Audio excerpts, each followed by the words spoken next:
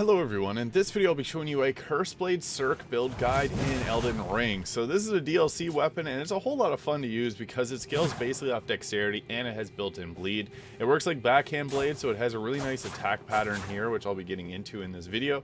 So just a little combat guide. Deadly Dance here is the weapon art, and it's pretty good because it hits multiple times, allowing you to stack up bleed build-up relatively easily. So at level 150, I'll be going with 50 Vigor, 22 Mind, 28 Endurance, whatever Endurance allows you to have a 56 Poise minimum with a medium load.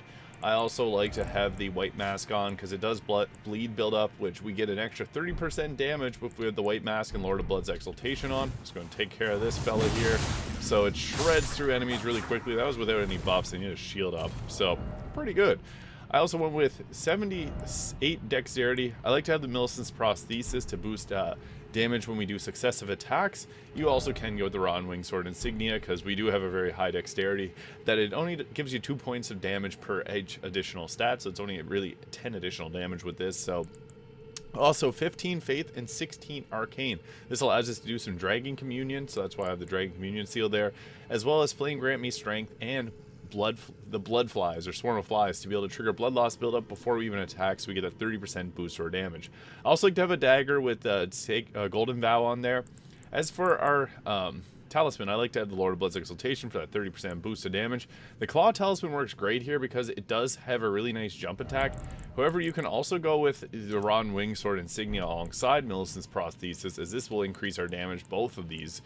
So we attack really fast with this weapon, and that's where we get a lot of damage from. So typically we'd want to start off with Golden Vow, so two-hand your dagger and put up the Golden Vow, and then we can go back and then use Flame Grant Me Strength. And a nice way to start combat is actually to cast Swarm of Flies here, so this is going to trigger the blood loss build up, and then we can two-hand our weapon, and you can see there we got the damage boost. So a single press of this does 1800 damage. That's insane. 2100 damage whenever we get our Millicent's Prosthesis built up. So yeah, this gets pretty crazy. That's just for a simple press of R1 there, so it does a lot of damage. And it also has a pretty good charge attack there. As you can see, we hit for over 2000 damage, and it's an incredibly powerful weapon. So just a literal single tap of R1 and we're able to take out most of these enemies. That is a lot of fun. So very useful because it has a quick attack animation, and you can build up build up very quickly. And it also has the Deadly Dance here, which is pretty good. I ran with FP, so that didn't do as much damage as it normally does. But yeah, as you can see, with both the Raw and Wing Sword Insignia and Millicent's Prosthesis, we're able to get a ton of damage in really quickly. So this is good against boss fights as well as just regular old mob fights. So I'm just going to refresh them there. As for the Wondrous Physic too, I guess while I'm at the Grace, two good options for this. I like to have the Stone Barb Crack tier, which is going to increase our posture break.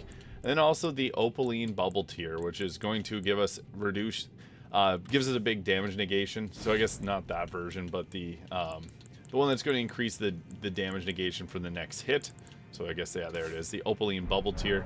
That was a nice one to have because it's going to give us reduction to the next attack that we get hit with. So again, the normal setup is to go with our Golden Vow and then switch off to our Flame Grant Me Strength, and then start off with our Swarm of Flies, and then we can two-hand the weapon. So a little bit of a setup, but it gives us a huge boost to our damage, so it's definitely worth doing. And once you see that splash there, that's how you know you get the blood loss built up, and you can just go ahead with your attacks. Now, even putting on the Claw Talisman is a good choice here because it does a ton of damage with jump attacks. So, I guess, yeah, I did put that on there. He fell off the edge.